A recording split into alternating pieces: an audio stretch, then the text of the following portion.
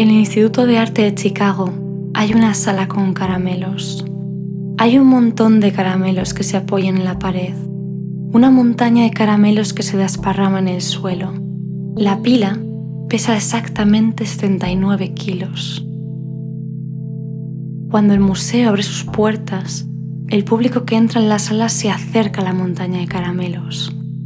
Toca la montaña de caramelos. Algunos incluso, sobre todo los niños, cogen un caramelo, lo desenvuelven con los dedos y se lo meten en la boca. El caramelo es dulce y es inofensivo. Los padres se ríen, cogen otro. Todo es un juego.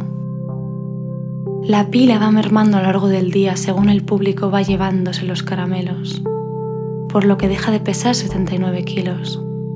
Así que, cuando el museo cierra sus puertas, los encargados proceden, a petición del artista, a pesar de nuevo el montón de caramelos y a rellenarlo caramelo a caramelo hasta que la montaña vuelva a pesar exactamente 79 kilos. Hasta que haya recuperado, entonces, el peso original. Este montón de caramelos es obra del artista de origen cubano Félix González Torres y lleva por nombre Sin título y, entre paréntesis, Retrato de Ross en LA. La obra se refiere a Ross Laycock, la pareja de Félix que en ese momento estaba desvaneciéndose por complicaciones derivadas del VIH. Ross pesaba 79 kilos antes de contraer el virus y hacía tiempo que los padres alejaban a los niños a su paso. Era 1995 y nadie quería tocar a un enfermo de SIDA, pero muchas veces tampoco quería llamarle, tampoco quería ir a su funeral.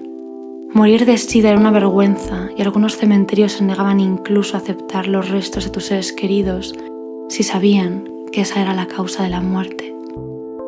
Durante años de lucha activista, pero también de profunda desilusión, Ross iba reduciendo poco a poco su presencia y Félix, incapaz de detener la muerte de su amante, decidió construir una obra que no diese miedo a nadie, que pudiera ser tocada, mermada y reparada.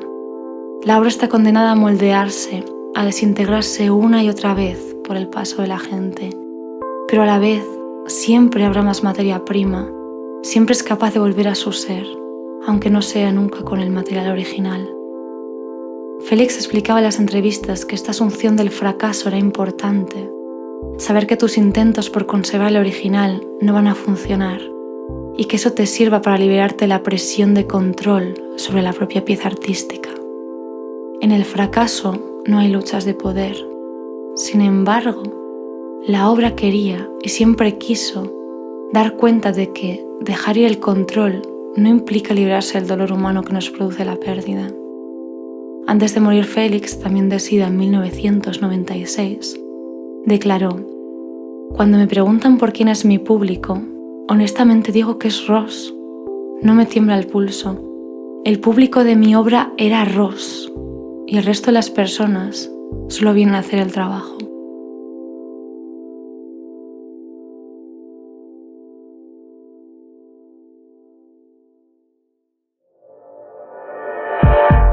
Manual de construcción.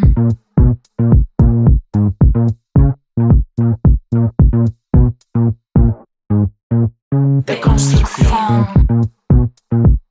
Hola Leireipas. Bueno, hoy estás sacando a relucir todo tu conocimiento de historiadora del arte. ¡Qué tía! ¿Por qué me has traído una descripción de una obra de arte hoy? Hola Naya Carlos, pues sí, la traigo porque es una obra que me da mucha ternura y haciendo este episodio me he dado cuenta de que antes que traer un texto que teorice sobre la ternura, quería traer algo que me produjese ternura, que al final es algo muy subjetivo. Pero también traigo esta obra por motivos políticos, porque leyendo sobre el tema me enteré que en el año 2017 una galería neoyorquina realizó una retrospectiva dedicada enteramente a la obra de este artista, sin hacer ningún tipo de mención en la parte biográfica a la condición migrante de Félix, su orientación sexual, su relación con el SIDA, ni siquiera con Ross. Ni siquiera se decía que ambos murieron por complicaciones derivadas de este virus. Es que imagínate, Naya, que te hacen una retrospectiva y se avergüencen de decir cuál ha sido el motivo de tu muerte, aun cuando gran parte de tu obra va de eso. Es que es loco, ¿eh? Lo cierto es que para mí hablar de los artistas que tratan el SIDA o de los movimientos sociales que ayudaron a parar su expansión es un tema que suele conmoverme bastante. Habla mucho del poder del amor frente a la muerte y el ostracismo, y de la valentía que requiere politizar los cuidados de personas marginadas. Y por eso era algo que quería traer para el episodio de ternura. Ya sabes, Naya, con que soy una pesada absoluta y esto lo digo siempre de que el medio es igual al mensaje y todas estas movidas. Entonces, claro, al hablar de ternura, de las cosas, las personas que nos conmueven, en vez de establecer una teoría férrea, una estructura previa con la que sujetar el discurso, mi técnica de construcción de ese guión ha sido pues un caos para ti y básicamente muy divertido para mí. Porque lo que he hecho ha sido una lista de cosas que subjetivamente me generaron ternura y he tratado de buscar los nexos entre ellas. Porque yo que sé, de nuevo, como la culpa, es muy complejo hablar de ternura, que es una emoción tan íntima y tan intuitiva, sin hablar de nosotras mismas o de cómo nos afecta. ¿No crees? Pues sí, Leire, tienes toda la razón. Este guión ha sido un caos, una crisis, y para mí ha sido muy difícil y muy complicado. Queríamos hablar de ternura siendo tiernas, no siendo señores sentando cátedra, y para mí precisamente por eso ha sido complicado, porque la ternura es algo muy subjetivo y también bastante inefable. Yo al final lo que he acabado haciendo ha sido preguntar a todos mis amigues qué pensaban de la ternura para ver si me ayudaban. Me parece muy difícil cercarla para hablar de ella porque está en muchas cosas y en nada a la vez. No sé, antes de empezar me gustaría invitarte a ti, oyente, que me estás escuchando, a pensar en la ternura. ¿Cómo la definirías? ¿Qué harías con ella? Tía, es que es una movida, ¿eh? Leire, ya sabes que yo necesito poner definiciones, entender qué es qué y cómo funciona cada cosa. Y por eso he estado semanas preguntándome sin parar qué es la ternura. En Twitter leí una definición preciosa para ternura que era uso delicado de la fuerza, que me parece que funciona muy bien para cuando ves un bebé y te lo quieres como comer y morder, pero necesito una definición más profunda. Esto me ha bloqueado un poco porque no conseguía llegar a una conclusión, porque siento ternura en momentos muy dispares. Siento ternura cuando veo fotos de mi novio de pequeño, pero también cuando dos amigas ancianas toman el café o cuando me mandas un audio contándome algo cotidiano que te ha hecho pensar en mí. Todo esto me lleva a pensar que la ternura es la cotidianidad del amor hecha acto, es decir, la forma física del amor. Que claro, viéndolo así, se podría pensar que el deseo es la forma física del amor, pero no, para mí el deseo sería la fantasía, mientras que la ternura estaría en lo cotidiano. Como dice Juan P. Sánchez López, casi ya amigo del podcast, el milagro del amor no se encuentra en lo extraordinario, sino en nuestra cotidianidad. Esto lo explica en Superemocional, un libro bastante tierno. Para ti, Leire, ¿qué es la ternura? Joder, pues qué buena pregunta y qué bien que hemos hecho este episodio, porque cuando no sabíamos muy bien qué dirección darle, pues hice lo mismo que tú, aproveché para preguntarle a unas amigas sobre el tema y me di cuenta que todas usamos mucho la palabra ternura, pero que todas tenemos una idea diferente sobre lo que es cuando nos referimos a ello. Buscando en Dialnet, que básicamente es la web de las petardas, me he dado cuenta de que muchas definiciones de ternura incluyen algo que para mí es clave, que es que la ternura es un estado de asunción de nuestra porosidad. Es decir, la ternura nos invita a darnos cuenta que no somos seres aislados independientes, sino que somos como una cosita vulnerable y blanda. Y creo que lo interesante de la ternura es que funciona en ambas direcciones. Por un lado, acepto que soy vulnerable y porosa al resto, y eso me enternece al ver la bondad de los otros y sentirme segura con ellas. Como cuando estoy malita y mi novio me trae una infusión, que es como un ejemplo muy tonto, pero claro, igual es un momento donde me siento muy débil y dependiente, y cuando veo que con lo que entra en contacto mi porosidad es con la bondad del resto, me siento segura. Siento una ternura que es como una alegría interna, un saber que qué maravilla que puedo ser permeada por la bondad de los otros en vez de por su violencia, por su indiferencia. Pero por otro lado también me doy cuenta de que el resto es igualmente poroso y vulnerable, de manera que también siento a veces ese ataque de alegría interno que llamo ternura, porque me doy cuenta de que es algo extraordinario que existan y quiero cuidarles de pronto como si fueran extremadamente frágiles, que se parece un poco a esa sensación violenta que decías de querer comerte a un bebé, ¿no? Como que creo que en ese momento te das cuenta de lo frágil que es el bebé y sientes una alegría brutal porque exista y quieres tenerlo muy cerca de ti para protegerlo, quieres comértelo incluso. Por eso siento que la ternura tiene que ver con la alegría que a veces sentimos cuando nos damos cuenta de que dependemos les unos de les otros y tenemos la voluntad de cuidarnos, como si hubiera una relajación de nuestros límites con el resto, pero no desde la violencia, sino desde la posibilidad de generar un espacio de cuidados donde sea seguro cuidar y dejarse cuidar por los otros. Sí, un día lo hablamos, ya no me acuerdo si lo dijiste tú o si lo dije yo. A estas alturas pensamos un poco a la vez, pero la ternura es abrazar la porosidad mutuamente y no intentar ganar o perder un espacio de poder. Está muy bien dicho, así que seguramente lo dirías tú. Es lo que yo pensaba también sobre la amistad genuina, que no hay una lucha de poder. Otro día me dijiste que la ternura es el ablandamiento del ego, lo que dices, relajación de los límites, porque el ego no deja de ser un límite, ¿no? Claro, total, es lo que decías, abandonar la voluntad de tener el poder, que también ocurre con la amistad. Es que cuando quieres competir con el otro, le estás separando de ti. Te estás viendo a ti misma de manera rígida, estable y a la otra persona igual, muy lejos de ti. Y ahí, claro, es imposible conmoverse o generar la intimidad necesaria con otras personas para crear espacios de cuidado tierno. Qué bien que hayas utilizado el adjetivo tierno, porque claro, en este episodio hemos tenido muchos debates terminológicos. Hablando el otro día con nuestro amigo Javier, me dio una versión muy filológica del tema y me hizo ver que el término ternura últimamente se está utilizando continuamente y muchas de esas veces no se refiere exactamente a la ternura per se. Y ese era un miedo que tenía yo al hacer este capítulo, caer en decir ternura todo el rato y acabar no diciendo nada.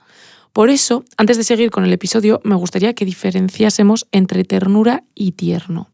Perdón, oyente, porque esto de repente igual es una cosa muy profesora de lengua, pero es lo que hay. Lo tierno creo que se puede planear y trabajar de manera consciente. Lo que decías, Leire, crear espacios de cuidado tierno, relacionarse de manera tierna con el mundo, que por cierto, tú lo haces bastante. Es como el cariño, que se puede controlar y se puede elegir dar o no cariño. También se puede devolver una muestra de cariño. En cambio, la ternura tiene un factor de sorpresa, que es incontrolable. Aparece y ya está.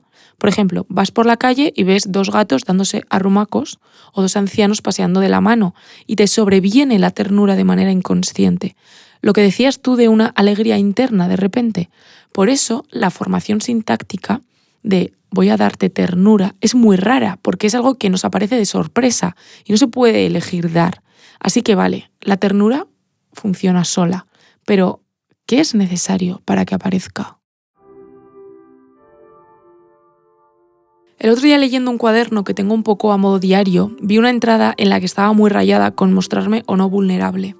Me machacaba mucho porque sentía que no me mostraba vulnerable en mi día a día y me proponía forzarme a serlo con ciertas personas. Ahora que estoy en una etapa más tranquila y con más autoconocimiento, me doy cuenta de que no tengo un problema con la vulnerabilidad, sino que me estaba pidiendo a mí misma ser vulnerable con gente que no me lo estaba permitiendo.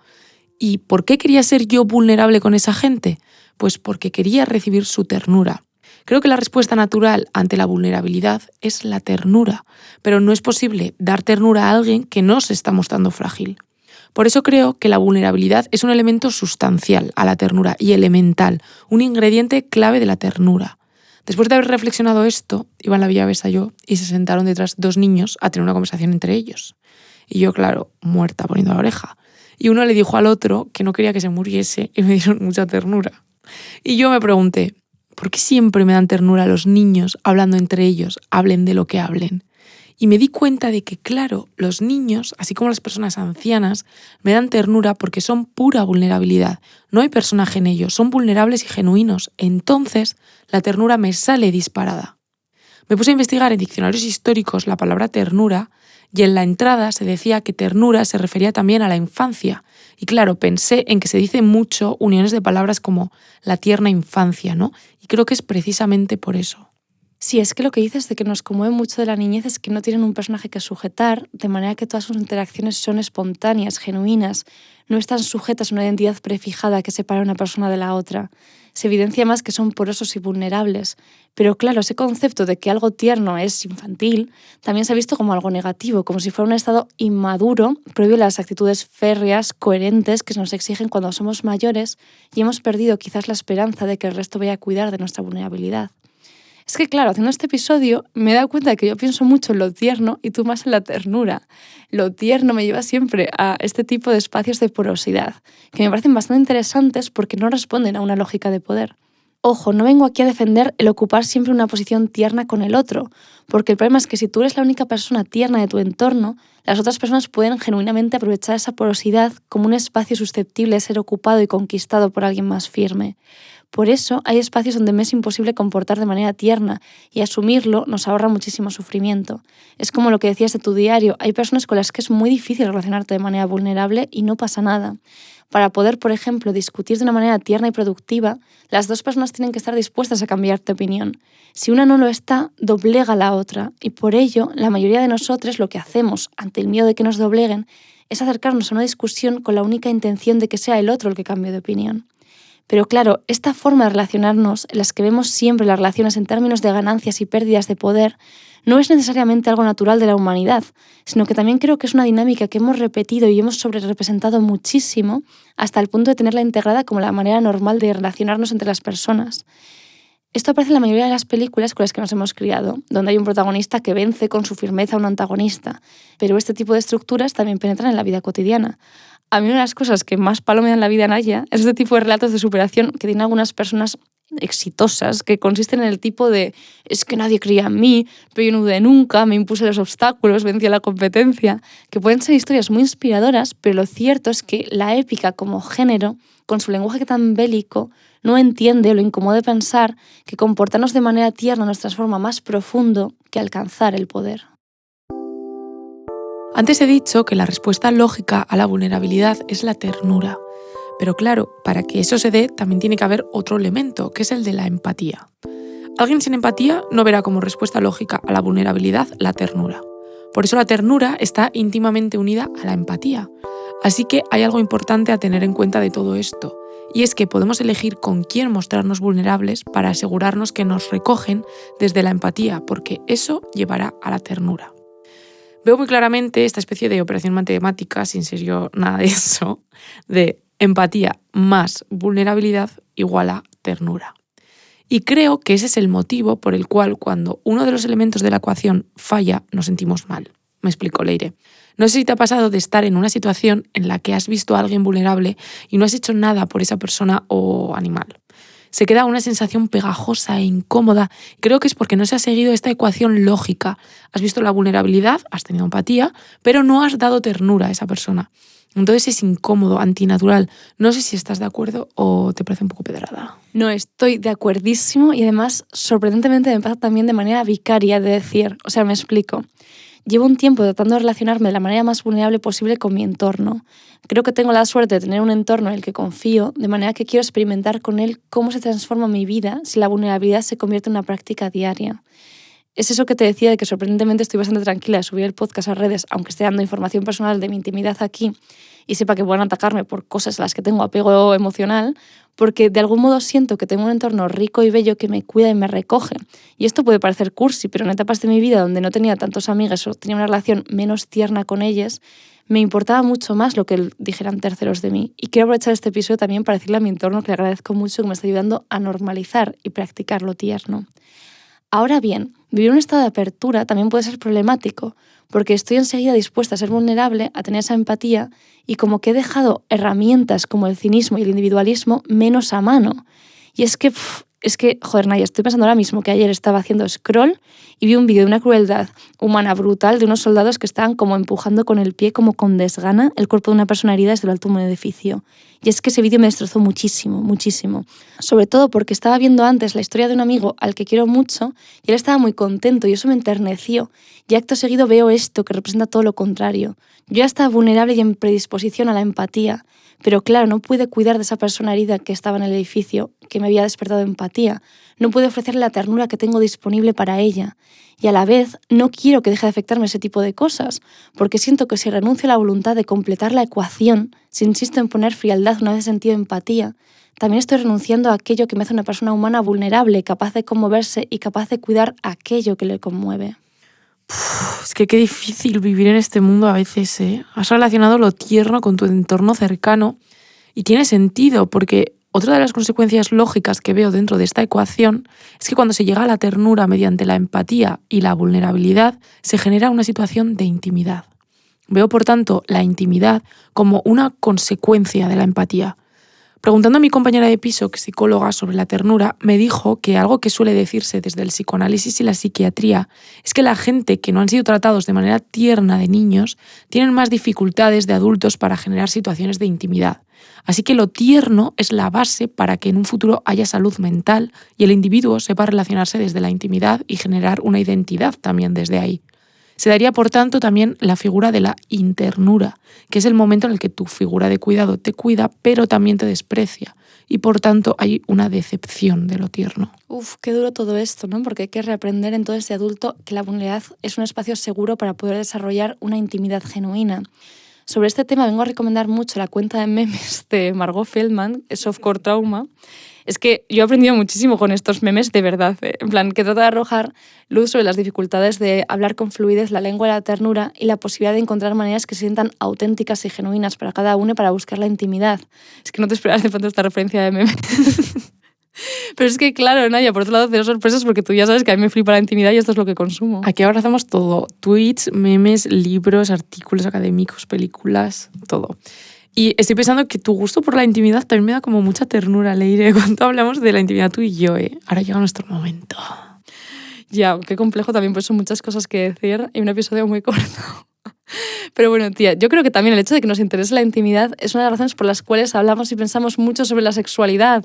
Porque es curioso que la sexualidad, que por definición nos coloca en un espacio de intimidad con otras personas, nos incomoda muchísimo y tratamos de buscar estructuras que eviten la intimidad al máximo. El otro día estuve en un taller sobre la representación de la sexualidad en el cine y hablaban de un libro del psicoanalista Darian Lieder sobre la existencia de guiones sexuales que marcan nuestro imaginario. Es decir, en lo sexual estamos tan expuestos que hemos necesitado algún tipo de estructura para contener nuestra vulnerabilidad y saber que lo que estamos haciendo es normal o está bien. La idea es que inventamos fórmulas que pasamos a aceptar culturalmente y a reproducirlas constantemente. La fórmula, por ejemplo, más heteronormativa que vemos tanto en el cine como en la vida real, te dice básicamente que el sexo se hace así. Pues te tienes que morrear con una persona un rato, luego le acaricias ciertas partes por encima de la ropa, luego ciertas otras, luego les metemos mano, luego les quitamos la ropa y tenemos prácticas consideradas preliminares para terminar una penetración que escala en ritmo y intensidad. Pero claro, estas fórmulas son solo una manera que tenemos de conceptualizar qué es lo sexual, porque lo sexual puede ser cualquier cosa, pero cuando las reproducimos nos quedamos tranquiles. Sabemos que no hemos hecho nada raro, nada que nos delate en un contexto tan íntimo y tan vulnerable como personas anormales. Con el tema de la representación de la ternura y la sexualidad, se me ocurrió preguntar a la maravillosa Tárata Cerezo, actriz y parte de Intimact, la primera empresa a nivel nacional que se dedica a coordinar escenas de intimidad en rodajes. Porque claro, aunque parezca muy fuerte, del mismo modo que toda la vida se ha trabajado para que las escenas de violencia estuvieran muy coreografiadas y nadie se hiciese daño de verdad, lo fuerte es que a raíz del Me Too, el público nos dimos cuenta de que las escenas de sexualidad muchas veces simplemente se improvisaban, lo cual es extremadamente violento para las personas involucradas, especialmente para actrices que igual no se habían accedido a hacer o mostrar ciertas cosas en pantalla y que acaban sintiéndose súper violentadas al hacerlo. A Tabata la conocí yo en un taller que dio Sara Torres sobre escritura deseante. Todo esto está como muy conectado, toda la gente del podcast de pronto. Sara decía que en la escritura nos incomoda mucho escribir escenas sexuales que impliquen la ternura porque se siente todo como demasiado real. Y Tabata, listísima, apuntó que en el cine pasa lo mismo, que el público está acostumbrado a ver en las películas 3 tipos de escenas sexuales, o muy edulcoradas, o muy explícitas y desenfrenadas, o directamente escenas de violencia sexual. Cada una tiene unos guiones muy cerrados y unos códigos muy concretos que no suelen sorprendernos. Pero claro, cuando salimos de esos códigos, por ejemplo, mostrando la torpeza en una situación romántica o mostrando la ternura en una escena de sexo salvaje, la acción se vuelve muy real, nos recuerda demasiado a la vida y nos resulta incómodo ver ese tipo de escenas de pronto con nuestros padres en casa. Al preguntarle sobre la representación de la ternura y la sexualidad de las películas, Tabata nos dijo lo siguiente. Hola, chicas. Yo creo que el problema de la representación de la ternura en la ficción audiovisual es que se confunde muchas veces con el romanticismo o con lo cursi, con lo edulcorado de forma casi artificiosa, ¿no? Y hablando en específico en el plano de las escenas sexoafectivas, es como que la ternura se reduce a las escenas de pareja o a las historias con pretensiones más románticas en el sentido más estereotipado de la palabra. Y yo como espectadora lo que echo mucho en falta es ver ternura representada, por ejemplo, en un encuentro de cruising, en un polvo de una noche entre 2 personas completamente desconocidas, en una orgía. Creo que lo más interesante y lo que hace que las escenas íntimas adquieran un realismo o una verdad más atractiva, más magnética, es cuando se complejizan, ¿no? Cuando conviven emociones distintas que a priori incluso nos parecerían incompatibles. Porque al final el lugar común en el que caen las ficciones a veces no deja de ser una convención que es muy reduccionista de lo que es la intimidad en la vida real, ¿no? Lo que es la sexualidad. Y a veces parece incluso que diera menos vértigo representar la intimidad de esa forma, porque parece que incluso sea menos explícito hacer una escena de sexo descontrolado contra una encimera de cocina, que hemos visto 500 veces en 500 películas casi familiares, que un encuentro con más matices, con contradicciones y donde se vea cierta complejidad de lo humano, ¿no? No sé. Ay, Tabata, qué bonita y relajante su voz. Yo he pensado mucho lo que dice, echando en falta esa representación en la pantalla. Es que explica muy bien lo que hemos hablado nosotros en alguna ocasión. Y es que la intimidad en la torpeza lleva a la ternura. A veces es mejor cuando un encuentro sexual sale lo que socialmente se entiende como mal, porque esto da pie a que se genere una intimidad y una confianza que de otra forma no habría, porque estaríamos siguiendo ese guión de lo que se lleva a cabo en un polvo. Estoy pensando en una peli que es un poco tonta, porque es una comedia romántica, que se llama Guía sexual para una segunda cita, pero que tiene una premisa que me gusta mucho, y es que una pareja liga de fiesta y todo va fenomenal, pero cuando quedan para tener una segunda cita, de repente se entorpece la situación, el sexo es torpe y por tanto muy real, y no saben cómo gestionar el momento. Creo que representa de manera más fiel la realidad y la recomiendo mucho para reflexionar sobre esto, porque cuando ves en la pantalla una situación así de genuina, la comparas con el resto del sexo al que estamos acostumbrados a ver en pantalla y te haces mucho más consciente de lo que explica Tabata. Esto me lleva a pensar en la siguiente consecuencia de la ternura, que para mí sería más ternura. Si te acuerdas de lo que te he dicho, de que los niños que no son criados de manera tierna tienen después más dificultad para darla, pasaría también lo contrario. Una crianza desde lo tierno y los cuidados generará un ser que sepa sentir ternura. Que volvemos a lo mismo, la ternura aparece de manera inesperada, es una sorpresa, pero estar abierta a sentirla, mostrándonos vulnerables y empáticas, hará que suceda. Estoy pensando que, claro, esto de la vulnerabilidad se puede leer de manera negativa, como decías tú, Leire, porque hay una connotación negativa de la ternura o la fragilidad, pero como dice la filósofa Simone Weil, la vulnerabilidad de las cosas preciosas es hermosa, porque la vulnerabilidad es una señal de existencia. Es un poco como el pienso, luego existo. Me gusta pensarlo así, soy vulnerable, luego existo. Una última consecuencia, que parece muy obvia, pero no lo es tanto, de la ternura, es la sensación de esperanza. Viene ahora la recomendación de libritos, Leire. Estas vacaciones he estado leyendo La llamada, de Leila Guerriero, y como todo el mundo que la ha leído, me he obsesionado un poco.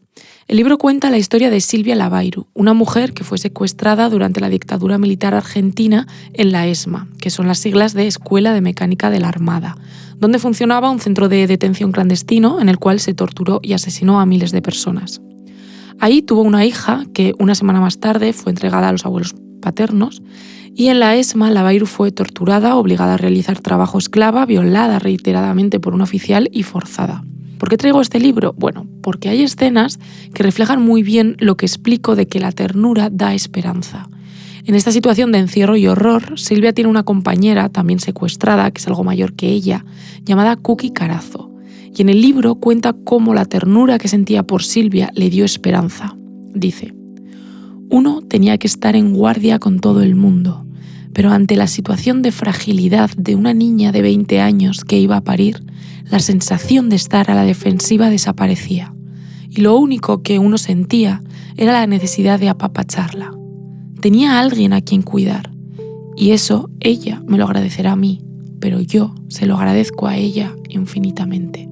Era una razón para estar viva. Finalmente, como este episodio pretende ser tierno y permeable, hemos pensado en terminar de una manera inusual. Para ayudarnos a pensar en la ternura, hemos contado con menos libros que de costumbre, pero con más conversaciones con nuestro entorno cercano sobre lo que es y no es la ternura. Nos parecía al final lo propio. Uno de nuestros amigos, el escritor Javier Yáñez, nos ha dado muchas ideas sobre lo que implica la ternura, así que pensamos en preguntarle a él. Javier se está doctorando sobre el poder del lenguaje para llegar a reparar conflictos penales y piensa en general mucho sobre la posibilidad de llegar al otro, tanto de manera académica como de manera creativa, porque el tío hace diseño, instalaciones, poemas, un buen tutti frutti que maneja de manera muy brillante, muy certera y cosa que admiro mucho, muy lúdica. Ahora acaba de publicar el poemario América y Paisaje, pero la razón genuina por la que le hemos preguntado es porque leyendo su nuevo proyecto, que se llama Porque estaba aquí para no recuerdo qué, nos dimos cuenta de que el tío no paraba de hablar de ternura. Entonces, al preguntarnos sobre el tema, Javier, con ese espíritu creativo, básicamente nos ha hecho una performance sobre lo que es la ternura y hemos decidido dejarla entera a modo de epílogo. De manera que nos despedimos y vamos a dejar que este podcast se termine de manera menos medida, menos controlada. Vamos a dejar de llevar el guión por donde queremos y vamos a hacer el ejercicio de aceptar y recoger lo que sea el otro. Vamos a dejarnos permear y por eso, entonces, os dejamos con el audio de Javier.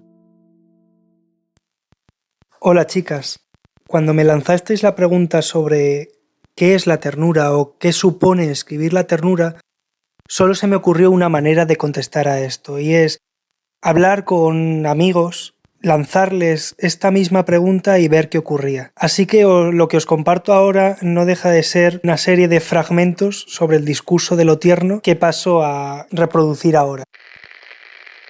Acabamos de ver la calzada de los gigantes aquí en el norte de Irlanda y estamos sentados en un hotel y me ha saltado la idea de lo de hablar de la ternura. ¿Tú, Tulio, qué dirías que es la ternura para ti? Lo que te hace bajar la guardia.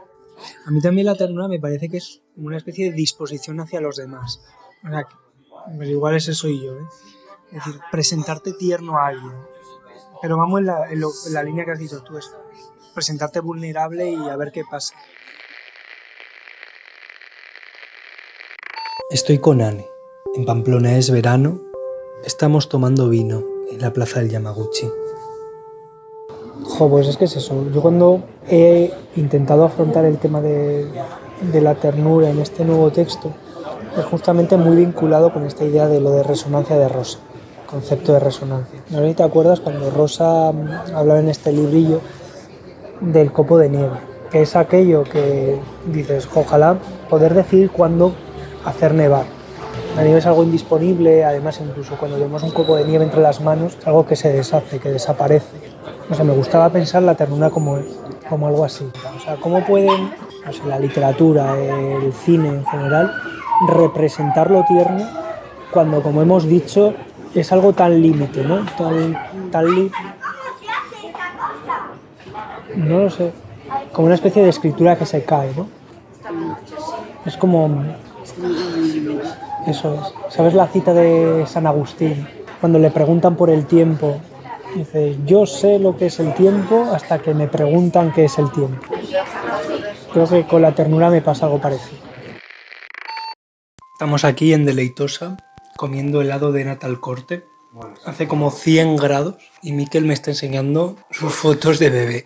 Mira, esta no la tenía yo ubicada, pero es como lo más. Pues es que quizás hay muchos aspectos de la ternura que coinciden en lo infantil. O sea, entonces pues es como la manera más directa de acudir a ella, no lo sé. El otro día estuve hablando con Leire justamente de montar un club. ¿El de matar a Renoir? Sí, odiadores de Renoir. A mí me da exactamente igual. Y yo he estado pensando, justamente a través de esta cita de Hockney, que decía, conocí un galerista que odiaba profundamente a Renoir y decía, odio a Renoir. Y dice Hockney, si odias a Renoir, ¿qué sentimiento te despierta a Hitler, no?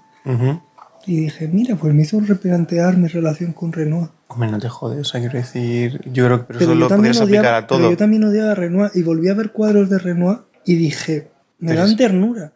Creo que me da ternura que pinte tan raras las manos, que la gente sea tan gordita. Que tiene algo que ver con lo que hemos comentado, ¿eh? Como una mirada casi infantil, pomposa, que luego la infancia no es eso, ¿no? Pero una infancia estereotipada con una paleta de colores, con un tipo de textura, con un tipo de volúmenes.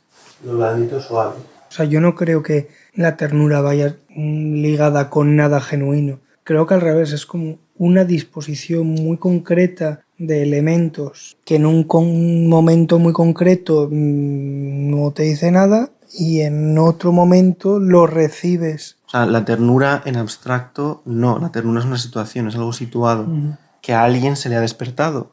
Entonces, necesitas esa mediación. Pero justamente por eso me parece complejo todo esto. Claro, pero por eso es lo que te digo. Escribir la ternura. Quizás no se puede escribir la ternura. No, yo creo que no. Escribirla a gusto, no. O sea, debe ser una imagen en la que, bueno, aparezca. Es que es eso, quizás toda esta conversación, todos estos fragmentos robados a personas que me dan ternura, totalmente improvisados, estén dando cuenta también de lo imposible que es escribir, describir, narrar justamente lo tierno. Lo tierno emerge, lo tierno es una sorpresa. Así que, bueno, chicas, yo creo que con esto corto, diciendo que casi sé menos ahora que al principio.